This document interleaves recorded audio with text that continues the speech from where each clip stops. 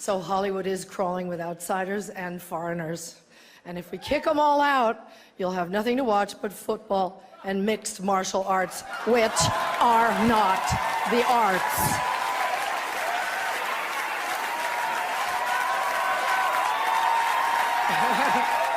Hooray for Hollywood! That's gooey bally hooly Hollywood, where any office boy or young mechanic can be a panic with just a good-looking pan.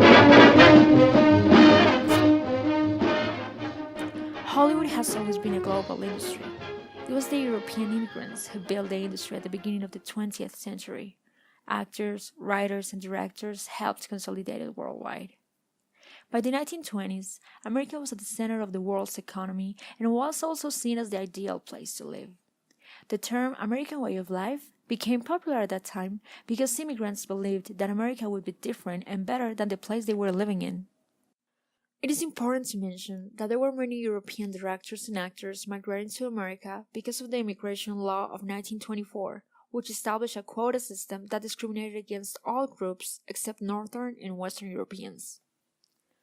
In a Variety article from 1928, headlined Talent from 30 Nations, it was reported that a census of foreign-born studio workers prominently and actively engaged in making pictures in Hollywood shows a total of 189, of whom 36 were in directorial positions, 117 were actors and actresses representing 27 countries. The economic and political crisis that marked much of the 20th century created new ways of immigration, especially in the interwar period, that in some cases infused new talent ideas into established film industries. So we started when the play was finished at 10:30, and at 4 o'clock in the morning I had a contract with Stegler Bioscope as a dramaturg. At the same time, Germany was naturally dominating in the war. He had promised me that I would have no trouble with the Austrian army. I checked films. I didn't have the slightest idea about film in these days, in spite that I had written some and some were even filmed. But I don't know anything about cutting or how long and so on, you know.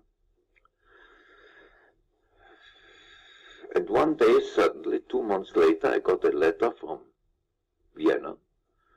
And a friend of mine said, look, you have to come back or you go to a court-martial. I said, they promised they would take me out of the army. They didn't do it. About 800 actors, directors, writers, composers, and producers fled Europe for the safety of America.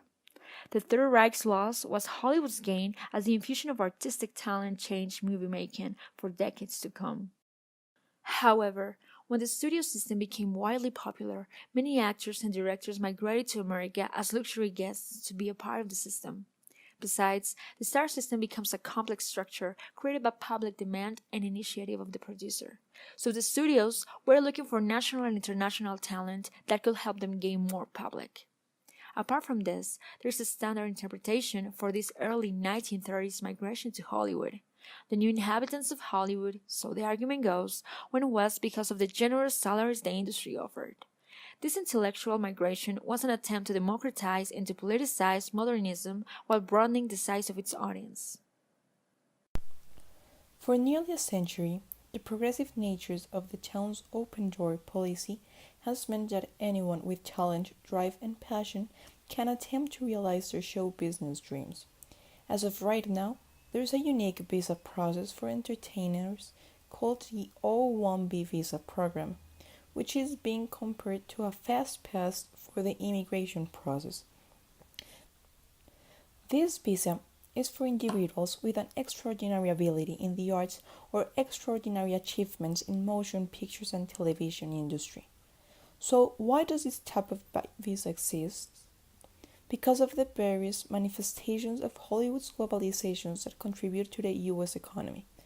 That's why we see actors like Hugh Jackman on American films, because they bring billions of dollars and go and create millions of jobs in the United States. In 2017, with Donald Trump as president, Hollywood, and all the other industries were attacked by his comments and critics to immigrants. But thanks to these directors and actors, the cinema industry has evolved into what it is today. Here's a list of directors who are living proofs of this phenomenon. Charles Chaplin. Sir Charles Spencer was born in London, England in 1889. After his mother got sick, he and his brothers were taken into an orphanage several times. He worked as an errand boy, glassblower, and a street vendor. Afterwards, fragment industry got him under their wing, which led him into his later on success. Some of his most memorable films are Modern Times, The Gold Rush, The Kid, and The Great Dictator. Alfred Hitchcock. He was born in London, England in 1899. He was a pioneer in many of the techniques used now in theaters. He moved to Hollywood in 1939.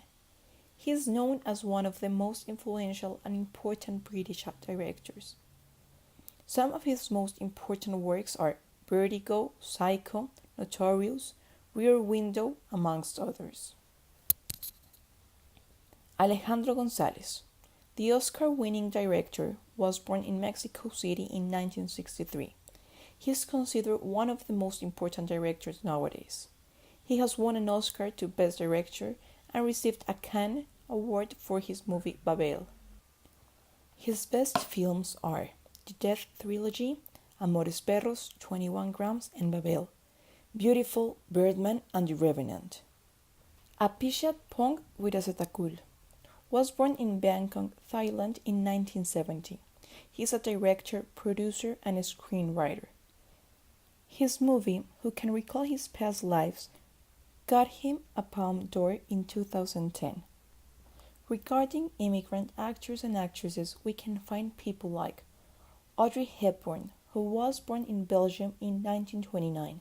She became one of the most recognizable fashion icons in the 20th century and is widely known for acting in films like Roman Holiday, Breakfast at Tiffany's, My Fair Lady, and many more. She won more than 15 awards, including 2 Academy Awards. Arnold Schwarzenegger was born in July 30, 1947 in Austria.